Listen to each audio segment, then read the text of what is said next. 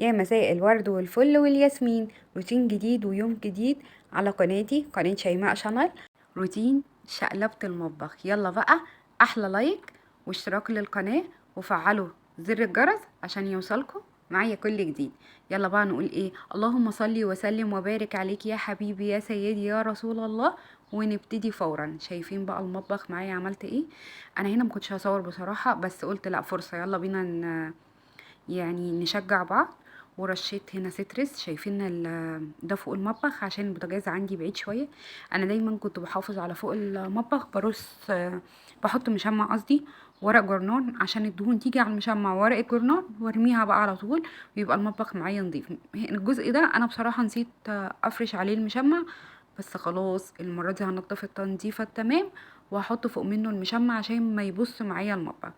هنا بقى مسكت السترس رشيته على المطبخ من فوق وكمان على السيراميك كله، وسبته معايا ينضف لمدة 10 دقايق. سبته بس يبوش، وبعد كده مسكت الليفة بقى بتاعتي. مش عايزة اقول لكم الليفة دي ممتازة، ولا تقولي بقى السلك بقى اللي هو الاستانلس ولا اي حاجة، لا الليفة دي ممتازة. عايزة ان شاء الله باذن الله الفيديو الجاي هوريكم الشقلبة اللي انا شقلبتها في المطبخ، وهوريكم كمان ايه تاني الليفة دي، وهوريكم التغيير اللي انا عملته للمطبخ بتاعي. بقى لونه جامد يجنن. شايفين منظر السيراميك عامل ازاي؟ لا لسه بقى، لما ياخد يتمسح كده بالفوطة كويس هتشوفوه قشطة. مع اني والله ما كانش باين عليه، انا اصلا من النوع اللي ما بحبش الالوان البنيات خالص. ربنا يكرمني ان شاء الله واغير المكان واروح في المطبخ بقى لونه ابيض، الوان تبقى فواتح، بتبقى حلوه جدا. خلصنا بقى الحيطان، دخلت بقى على البوتاجاز، هخليه فله. عارفين فله دي؟ يلا بقى انزلي حالا لو وصلتي معايا لحد هنا في الفيديو، اضغطي لايك واشتراك وفعلي زر الجرس. يلا بقى هنعمل ايه تاني؟ هنغسل البوتاجاز كويس جدا. بصوا انا رش عليه سترس. شايفين السترس حلو جدا وبيدي البوتاجازات لمعة وممتاز. اما بقى البار بصراحة ما بحبش ريحته، بتتعبني جدا، وكمان بيخلي الاستانلس ده يطمس. شايفين بقى غسلت الحوامل من جوه، غسلت قصدي الحوامل وغسلت عيون البوتاجاز. بعدين هبتدي اغسل بقى الفرن ووش البوتاجاز والجناب، خليته كله فله فله جديد بقى يا جماعه. بس لسه بقى غير الورق ده، هتشوفوه بقى الفيديو الجاي مع تغيير المطبخ. غيرته والدنيا كانت جميله جدا. شايفين المفاتيح دي بتاعه البوتاجاز كمان اتغيرت، قصدي اتغسلت. خلصنا البوتاجاز وغسلت الفرن، كمان هنشقلب المطبخ وهفضيه كده من جوه خالص، واشيل الحاجات اللي انا مش بستخدمها او استخدامي قليل ليها، وهشيل البخور من هنا كمان، احطه في كورنر كده يبقى سهل عليا بدل ما هو محطوط فوق خالص وانا قصيره مش طايلاه. وهشيل حاجات كتير اغير اماكنها، واديكم معايا شوفوا الفيديو ان شاء الله باذن الله يبقى فيديو تشجيع ليكم. وما تنسوش اللايك، اهم حاجه اللايك بقى، وكومنتاتكم الجميله الحلوه زيكم، تعليقات حلوه كتير جدا منكم تشجيعا ليا، وانتوا كمان الفيديو ده تحفيزي وتشجيع ليكم. طبعا شلت المشمع ومسحت تحتيه، وكمان هبتدي ارص الكوبايات اللي انا محتاجاها. دي هنا قريب، ودي البرامات دي هشيلها الناحيه التانية، برامات بتاعه الزبادي. الفتره دي بحتاجها بصراحه كتير قوي. الزبادي دلوقتي غالي، انا بنص كيلو لبن اعمل 3 كوبايات 4 كوبايات حلو جدا وهستفيد بيه كتير. بصوا بقى هنا بقى خلي كل الحاجات القريبه ليا هنا في الكورنر ده، وهنا كمان الخلاط والهاند بلندر، وكده اكون خلصت من الجزء ده من الضرفه. وكمان هصبن المطبخ من بره زي ما انتوا شايفين كده. الدنيا بقت منظمة معايا اكتر وشكلها احسن من الاول. حاجات كتير مش بستخدمها يبقى ليها احطها في الضرفة تتشال على طول، وادخل مكانها حاجات تانية بستخدمها. خلص برضو هنا ونضفته ومسحته وبقى زي معايا زي الفل.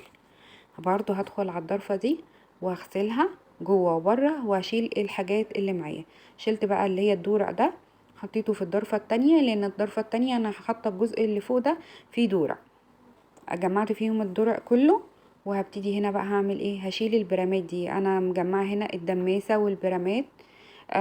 طبعا انا بقى بدمس فول في البيت، وان شاء الله فيديو تاني هوريكم احلى فول تاكلوه في البيت. شايفين الدباسه بتاعتي التيفال دي تحفه تحفه تحفه. هبتدي بقى زي ما انتم شايفين كده، جمعت كل حاجه اللي انا بحتاجها.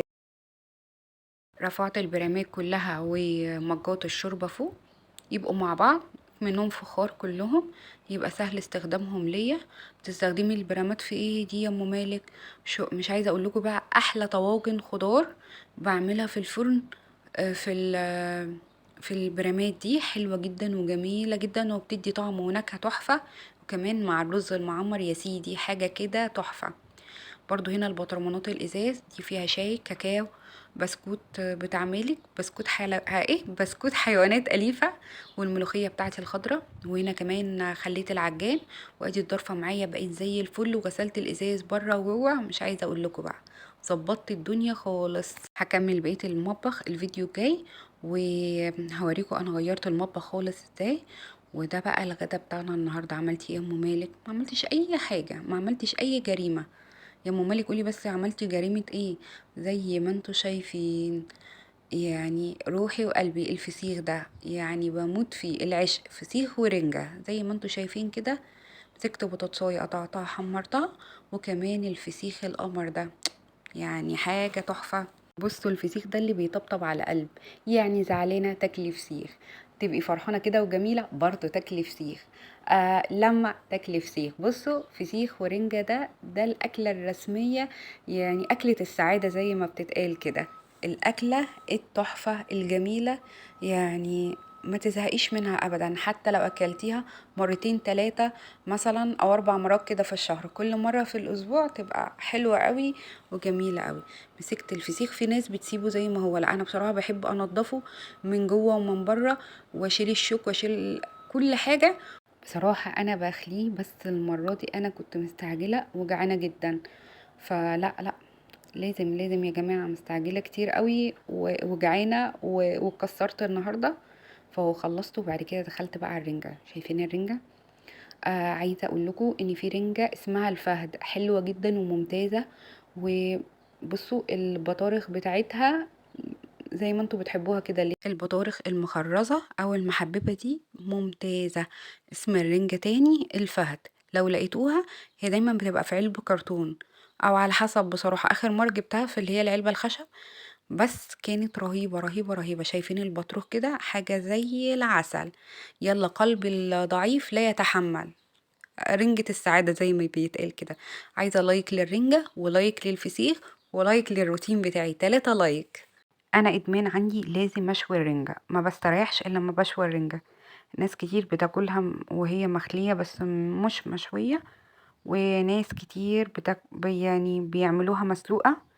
ما جربتش بصراحة، بس اخر مرة جبتها فيها كانت من قريب. بعد المرة دي يعني خليتها الاول وبعد كده شويتها. لا جوزي حتى قال لي لا لا لا، أم الرنجة دي مش مشوية. فلا، مع ان انا بعد ما خليتها خالص حطيتها في الجريل، شويتها على الجريل وهي قطع كبيرة، بس لا، لازم الرنجة تتشوي وهي سليمة كده وتبهدل الدنيا وزيتها كده ينطر على البوتاجاز، وتبقى هي دي الرنجة بتاعتنا المشوية المية مية. وادي البصل بقى بتاعنا الاحمر، وادي الرنجة كده خلاص خلصت يا ولاد، وجاهزة يا ولاد على الاكل على طول. احط عليها شوية زيت وشوية ليمون وشوية خل، والبصل برضو بحط عليه زيت وليمون وخل. ودي كده يكون الفيديو بتاعنا. اتمنى بقى ما تنسوش لايك وشير وسبسكرايب للقناة.